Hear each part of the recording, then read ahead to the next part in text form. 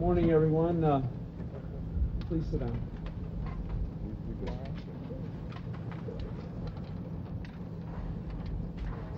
He has been a vigorous and articulate proponent of our engagement around the world and the importance of leveraging that engagement by living up to our United Nations obligations. In short, if there's one word that comes to mind when I think of Bill Richardson, it really is energy. But that is hardly the only reason I'm appointing him to this job. His ongoing service in the Balkan region has helped to keep Bosnia's peace on track through some difficult. Ambassador Holbrooke, my new United Nations designate, is already a familiar face all around the globe. His remarkable diplomacy in Bosnia helped to stop the bloodshed, and at the talks in Dayton, the force of his determination was a key to securing peace, restoring hope, and saving lives. His ongoing service in the Balkan region has helped to keep Bosnia's peace on track through some difficult moments.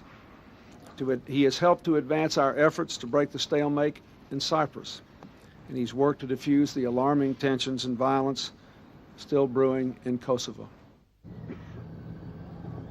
Mr. President, I too leave the best job in government, UN Ambassador, to assume a challenging post in energy.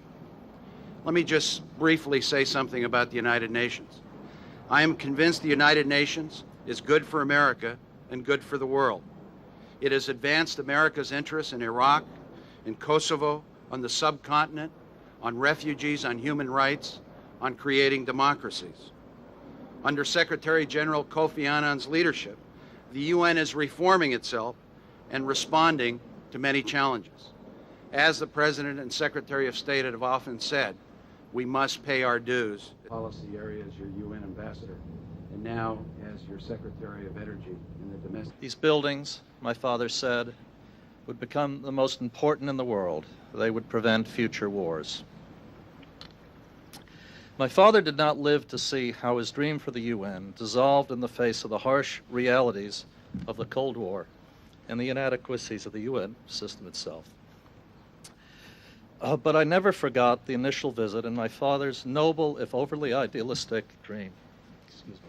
I'm sorry, I don't normally talk in public. Despite its many problems and failures, I still believe in the importance, indeed the necessity, of the United Nations. Strobe Talbot and the rest of your magnificent national security team. What we want is a genuine reconciliation with Iran based on mutuality and reciprocity, in a sense that the Iranians are prepared to move away from support of terrorism and the distribution of dangerous weapons. It often said, we must pay our dues at the UN.